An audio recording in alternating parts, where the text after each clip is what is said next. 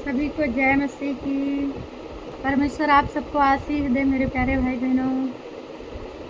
आज का ये मेरा पहला ब्लॉग है और मेरे फर्स्ट ब्लॉग में आप लोगों का स्वागत है हमारे चैनल में। सभी मसीह भाई बहनों को हमारे फर्स्ट ब्लॉग में स्वागत है। परमेश्वर आप सबको आशीष दें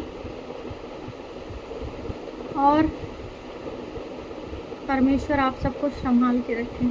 तो आज मैं पहला ब्लॉग में क्या आप लोगों को क्या बताने वाली हूँ, वो है परमेश्वर का वचन।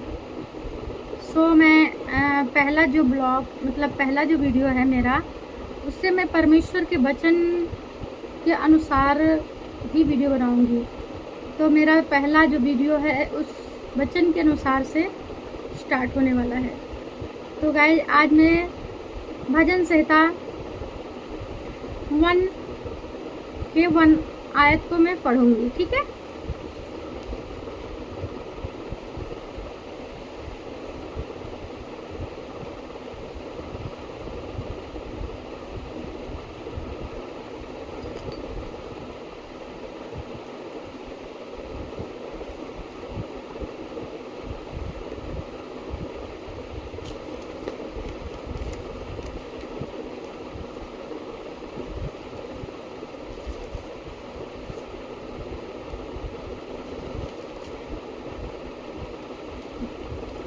गाइस, मैं पहला जो है परमेश्वर का जो पहला वचन है भजन संहिता 1 के 1 आयत में परमेश्वर हमें क्या बताता है। भजन संहिता 1 के 1 चैप्टर में क्या लिखा है। क्या ही धन्य है वो पुरुष जो दुष्टों की युक्ति पर नहीं चलता। इसका मतलब प्रभु हमें कह रहा है कि क्या ही धन्य है वो मनुष्य जो दुष्टों के साथ या संग या नहीं बैठता, दुष्टों के संगति में नहीं बैठता। धन्य है वो प्रभु के नज़र में, ठीक है। और ना पापियों के मार्ग में खड़ा होता है और ना ठट्ठा करने वालों की मंडली में बैठता है। परमेश्वर के नज़र में वो आदमी धन्य है जो गलत इंसान के साथ नहीं बैठता उठता, ठट्ठा करने वाले, बुराई करने वाले, लड़ाई झगड़ा करने वाले लोगों के साथ नहीं बैठता। वो परमेश्वर के और अच्छाई का काम, धर्मी का काम करता है, वो परमेश्वर के नज़र में धन्य है, ठीक है। परंतु वह तो यहोवा की व्यवस्था से प्रसन्न रहता और उसकी व्यवस्था पर रात दिन ध्यान करता है। कौन करता है? धर्मी जन करता है। वो परमेश्वर की व्यवस्था पर प्रसन्न रहता है और उसके वचन पर ध्यान करता है, धर्मी वो, ठीक है। अब भजन संहिता 2 और 3 आयत को भजन संहिता 3 आयत को हम पढ़ते हैं। वह उस वृक्ष के समान है जो बहती नालियों के किनारे लगाया गया है।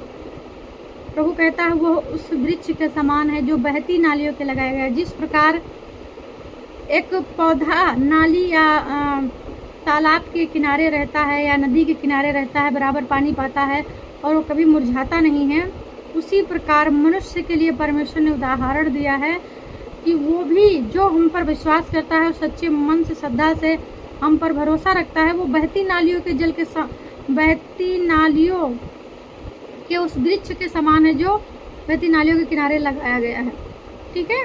परमेश्वर इस बात पर स्पष्ट रूप से वो कहता है कि वो उसी पेड़ के समान है जो कभी मुरझाएगा नहीं, कभी कटेगा नहीं, कभी सूखेगा नहीं और अपने ऋतु में फैलता है और जिसके पत्ते कभी मुरझाते नहीं।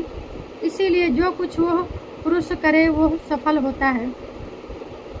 परमेश्वर कहता है कि जो हम पर संपूर्ण मन से भरोसा रखता है और जो पापी की मंडली में बैठता नहीं, गलत काम नहीं करता है और हमारे वचन पर विश्वास करता है और हमारे नाम पर प्रसन्न होता है, वो उस बहती नालियों के पौधे के समान है जो कभी बुझाता नहीं है और वो अपनी ऋतु में फैलता रहता है। और वह पुरुष जो परमेश्वर पर भरोसा रखता है, सच्चाई से और खराई से, विश्वास के ऊपर विश्वास से, वह मनुष्य जो कुछ काम करता है, जिसमें वो हाथ लगाता है, वो सफल होता है। यीशु के नाम में आमीन। तो हमारा गाइज ये वचन था आज का। और दूसरा क्या है, भजन संहिता 4 आयत में क्या लिखा है, दुष्ट लोग ऐसे नहीं होते, वह उस भूसी के समान होते हैं जो पवन से उड़ाई जाती है। इस कारण दुष्ट लोग अदालत में स्थिर ना रह सकेंगे और पापी धर्मियों की मंडली में ठहरेंगे, क्योंकि यहोवा धर्मियों का मार्ग जानता है, परंतु दुष्टों का मार्ग नष्ट हो जाएगा। प्रभु हमें कहता है कि धर्मियों का मार्ग परमेश्वर खुद जानता है कि उसका मार्ग क्या है, लेकिन जो गलत काम करते हैं, जो बुराई करते हैं, जो किसी का निंदा करते हैं, जो किसी की बहुत सारी चीज़, विचार, झूठ बोलना, पाप करना, बहुत सारी चीज़ें हैं जो मनुष्य करता है, जो पाप करता है उसका मार्ग नष्ट हो जाएगा।